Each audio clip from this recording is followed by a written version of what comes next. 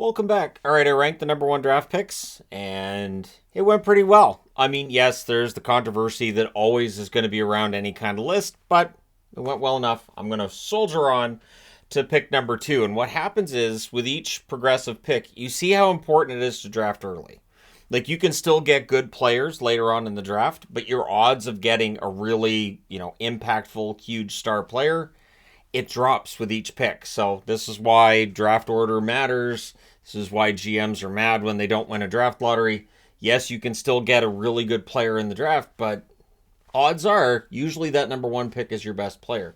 That being said, 1 through 16, years 2006 through 2021 on this board today. We're going to start off with number 16. And from 2017, Flyer fans probably not entirely surprised to see Nolan Patrick's name on the board. Nolan Patrick hasn't played hockey in a while. Odds are, it looks like, at least from all accounts, his career absolutely threatened at this stage.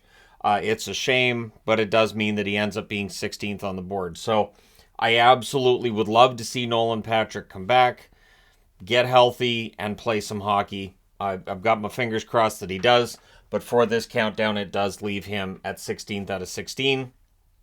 I don't expect anyone to take any issue with that ranking because, again, he hasn't played in quite some time now, and when he was playing, he wasn't quite hitting the marks that he was expected to, and now it looks like he probably won't get that chance. Number 15 from 2012. The 2012 draft ends up pretty low in general when I do this, and in this case, it's Ryan Murray, defenseman to Columbus. Solid defensive defenseman at points during his career, sure, but again, I'm going to have him at 15th.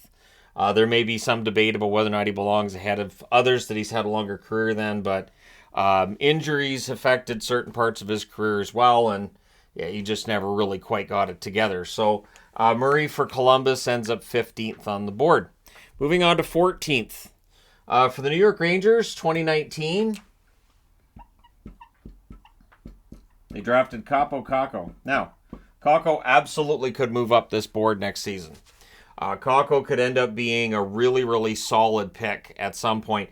And again, he and Lafreniere are on the same line. They're on the kid line. It is a matter of the New York Rangers, A, giving them those opportunities for top minutes, but B, they have to earn them as well.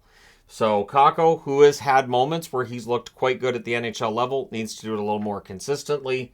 And so he ends up 14th. And I was up in the air on whether or not to put him 14th or 13th. But 13th, and I'll go through this, from 2020, Quentin Byfield. The second half of the season for Byfield in LA, and I've talked about this in other videos, Byfield's game was much better. The scoring wasn't there, no. So same problem as Kakko. However, really took those next steps, and I think he's a good top six forward, and I think the scoring catches up. So next year, when I do this video, if Byfield's scoring doesn't catch up, he will likely end up below Kakko. But for right now, I would put him a little bit ahead of Kakko. Again, I went back and forth on that one. And as I've said in these videos, I don't consider these to be the gospel or anything. You guys want to disagree? Go for it. Cool. But yeah, I have Byfield ahead of Kakko at this point. So those are the first four. And then we get into number 12 here. Number 12 is where things get interesting. So at 12, from 2021, Maddie Venes. Venes, of course, this year's Calder winner. Seattle's got themselves an excellent two-way forward in Venes. As we've seen Bergeron retire, maybe Venes ends up being a guy who wins himself at least one Selke in his career. Not going to say 6, because that'd be crazy. But at some point in time, maybe we see Maddie Venes win a Selke trophy. He has that ability. He is a smart player. Right out of the gate, he looked like he belonged in the NHL. As I mentioned in the Bergeron video I did today, he did as well. And it is those smart players that come in, they don't look out of place, and they play well at both ends of the ice. Those guys can be hard to find, and Venes is absolutely that. Number 11. From 2014... Buffalo Sabres. Believe he's a UFA next summer too. Put the S there just in case. Anybody's like, which Reinhart? Although, spoiler alert, Griffin Griffin Reinhart and Max Reinhart didn't last that long at the NHL level. So Sam Reinhart's the one. Has had a good run with Florida. I put him ahead of Beniers. Again, they're close. I think Reinhart's ahead of Beniers at least right now. Part of a run to a Stanley Cup final this year, and we'll see how things go for Reinhart. Again, Beniers another couple years. I could see myself putting him ahead of Reinhart, and probably ahead of a couple of guys on this board that are currently in that same realm, that same region. Number 10 on the board, and drafted by Carolina. This one's tough, and I'm going to explain why. So, Svechnikov is a supremely talented forward. Svechnikov has all the talent in the world. And the Michigan goal is seen as gimmicky, but he makes it look easy. So the lacrosse goal he makes look easy, and that shows you he has really good skill.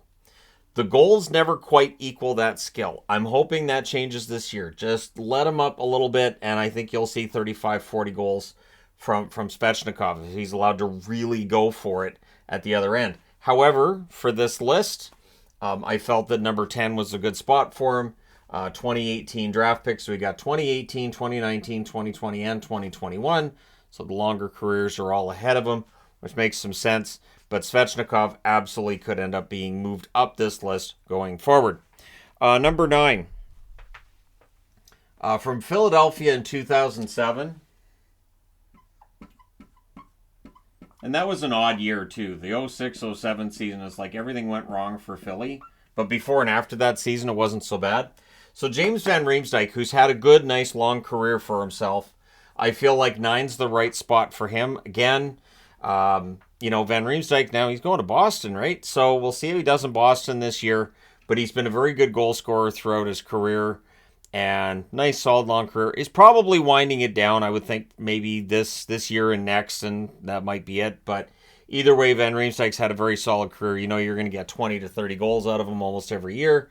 And even though his foot speed's not quite what it was, and his play isn't quite where it was, say, 5-10 years ago, he's still a solid, I would say, third liner at this point. So yeah, JVR ends up number 9. Number 8 on the board. I went back and forth on this one a little bit too. So back in 2006, meaning this is the last time I'm going to be rating Jordan Staal on this video. So we'll take a moment and, it's too bad. Jordan Staal is an excellent two-way forward. And in Carolina, he's come into his own. He's a leader on that team. He is a big part of the reason they're as good as they are. I think that his defensive game definitely means he at least has to be in the top 8. And his offense isn't bad. Jordan Staal at points during his career has been third line, has been up to second line center as well. And he's just a really smart player. He's a guy who doesn't make a lot of mistakes. And, even at this point in his career, I think he's a really solid option for the Carolina Hurricanes. And I'm glad he's still there. So, Jordan Staal, 2006, ends up coming in number 8 on this list. Number 7, from 2016, Patrick Laine. So I talked about Svechnikov, right? Svechnikov could have way more goals. Laine could as well. It's been a case of injuries with Laine, have held the numbers down a little bit. And then there's just, it didn't work in Winnipeg. There's been points where it hasn't really quite worked in Columbus. And when things work for Laine, it clicks. It goes really, really well. And he still has that potential to be a 40 or 50 goal scorer in the NHL. It's a matter of the consistency. It's a matter of having the right line mates. And just, getting in the zone and being able to stay there. He has had very good stretches of his career. He's had a ton of goals. And he's also had long stretches during his career where he can't get the puck in the net. So for Laine, that consistency would absolutely move him up if he was there, if it was there. And maybe this is the year we see it. But for right now, I have him number 7 on the list. Number 6, from Boston, and this was from the 2010 draft. Tyler Seguin. Seguin, really nice, solid career. Is he overpaid with Dallas now? Yes. I'm not going to say he's not overpaid, but I'm also not going to try to belittle his career or say he doesn't belong in the top 6. I think he's been a really solid forward throughout his career. He is settling into it. It feels like it's more of a supporting role, more of a third line role he's destined for with Dallas. We'll see if that is the case this season.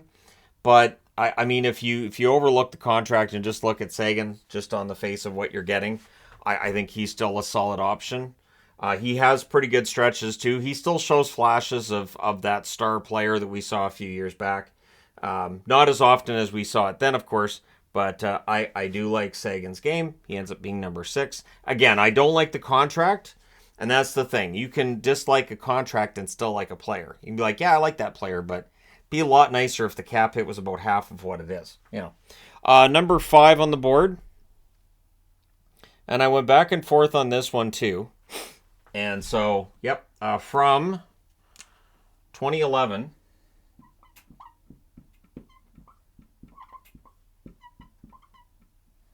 So this is the same spot that I had McKinnon at in the last video. I don't know if having Landeskog at 5th is going to be one that bothers people. We'll see. I never know. When I post these, I never know. That's one of the things about being in a vacuum, as I consider myself to be, at least as close as you can get in this day and age. I don't know what people are going to think, but Landeskog at 5 I think works. Now, obviously, there's a lot of concern with Landeskog. Didn't play this season, won't be playing next season. A lot of concern, right? However, Landeskog's overall career has been excellent. I do hope that he can come back and play like the Gabe Landeskog that we've known for years. I have my fingers crossed on that one. And so for that reason, I still have him top 5. You look at the breadth of his career, and he's been a really solid leader for Colorado. There's a reason that they didn't just give the C to somebody else. Now, they could this year decide to name somebody else as captain. Maybe McKinnon ends up being captain for this season with the idea that you're captain until Landeskog comes back. But missing Landeskog absolutely impacted Colorado this past season. It really did. Number 4 on the board from 2013, Florida Panthers drafted Barkov. Now, Barkov's an interesting one to me. I know there's Florida fans that would like to see him score more often. I get it. But Barkov is such a smart defensive forward, he's not hurting you when he's not scoring. So if Barkov gets 95, 100 points, great. If he gets 65 points, but he plays 82 games, he's still helping you. He's still an excellent defensive forward. Barkov is, I think, one of the real keys for the Florida Panthers if they're going to win themselves a cup. They're going to need a really big, strong run from Barkov at both ends of the ice.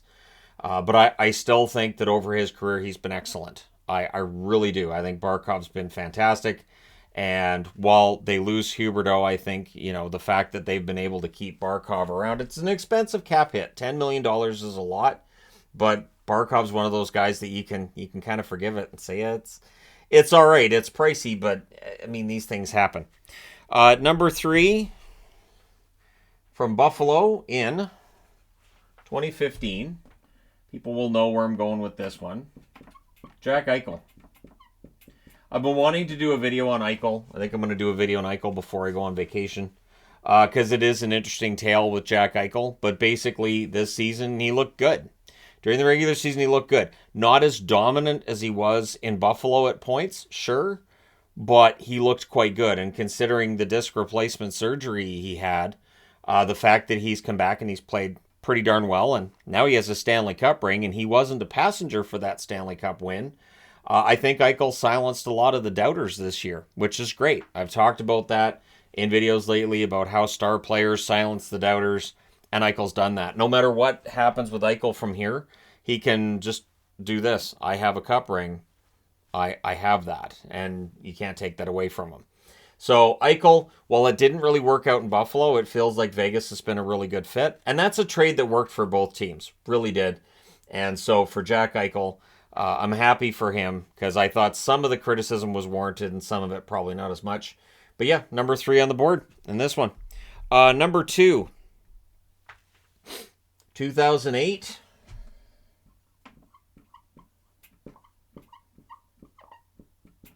Drew Doughty. So I'm wearing Kings because we got Doughty and we got Byfield on the board, and I thought, all right, well, I got 2 Buffalo, 2 LA. I'll wear LA. Drew Doughty is one of the best defensemen of his generation. $11 million cap hit, and again, cap hits tend to be pretty high. It is interesting. You've got an $11 million cap hit, $10 million cap hit, $10 million cap hit. So $9.5 million. And so, yeah, when you're drafting this high, you're going to get a guy who's going to be pretty expensive to keep around. But Doughty's, I think worth it when he's on top of his game. I think he had a very good year. I think he's had a good season and a half now, and he's still a really good defenseman. He's not quite Norris level anymore, but he's still an excellent defenseman, eats a lot of minutes for the LA Kings, and he's one of those reasons why when I see people saying, well, LA might fall off in the West, I don't think they will. I think with Doughty, with Kopitar, and with others, I mean, is there concerns in goal? Sure, but there were concerns last year, and they got through it just fine. Still made the playoffs, so I have no reason to think they can't do it again this year. Number 1 on the board, not really any debate on this. I just had to look at the year and make sure I got the year right. From 2009, Victor Hedman.